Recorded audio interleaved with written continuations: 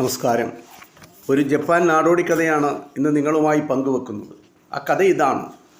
ദത്തെടുത്ത് വളർത്താൻ ആരെയും കിട്ടാതിരുന്നതുകൊണ്ട് ഒരു വൃദ്ധ ദമ്പതികൾ തെരുവിൽ അലഞ്ഞു നടന്നിരുന്ന ഒരു തെരുവ് നായയെ പിടിച്ചുകൊണ്ടുവന്ന് വളർത്താൻ തുടങ്ങി.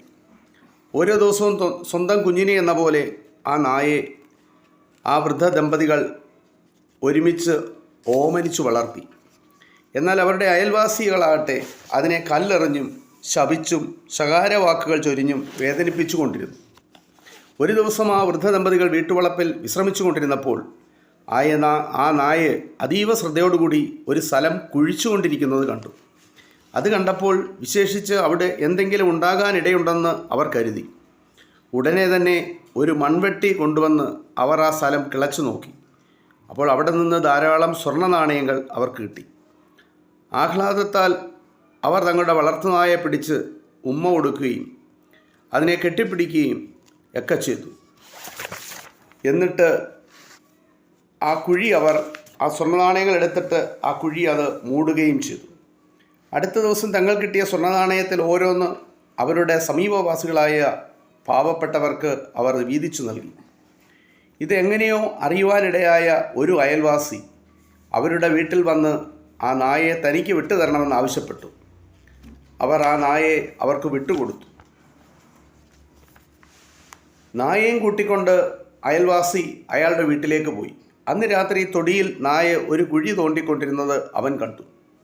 അത് കണ്ടയുടൻ അവൻ ഓടിച്ചെന്ന് ആ സ്ഥലം കിളച്ചു നോക്കി. അതിനുള്ളിൽ ഉടഞ്ഞ കുപ്പിച്ചില്ലുകളും എല്ലുകളും മാത്രമേ അവർ കാണുവാൻ കഴിഞ്ഞുള്ളൂ. ദേഷ്യത്താൽ അയാൾ ഒരു മൺവെട്ടി കൊണ്ട് ആ നായയെ അടിച്ചു കൊന്നിട്ട് ആ കുഴിയിലിട്ട് മൂടി.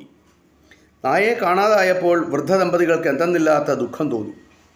അന്ന് രാത്രി വൃദ്ധൻ കണ്ട സ്വപ്നത്തിൽ ആ നായ പ്രത്യക്ഷപ്പെട്ട് അത് പറഞ്ഞു, എന്നെ കുഴിച്ചിട്ടിരിക്കുന്ന സ്ഥലത്തിൻ്റെ തൊട്ടടുത്ത് നിൽക്കുന്ന മരം വെട്ടിയെടുത്ത് അതുകൊണ്ട് നിങ്ങൾ ഒരു ഉരലുണ്ടാക്കണം. പക്ഷെ അത് ഉപയോഗപ്പെടുത്തുമ്പോൾ നിങ്ങൾ എന്നെ വിസ്മരിച്ചു കളയരുത്. അങ്ങനെ ചെയ്യാമെന്ന് വൃദ്ധൻ ഏറ്റു. ആ മരം വെട്ടി അയാൾ ഉരലുണ്ടാക്കി. ഒരു ദിവസം അരി ഇടിക്കാൻ വേണ്ടി വൃദ്ധൻ്റെ ഭാര്യ കുറേ അരി വാരി അതിലിട്ടു. ഉടനെ തന്നെ അതെല്ലാം സ്വർണ്ണ നാണയമായി മാറി. അവർ ആ ഉരൽ ആർക്കും ഉപയോഗിക്കാൻ കൊടുത്തില്ല.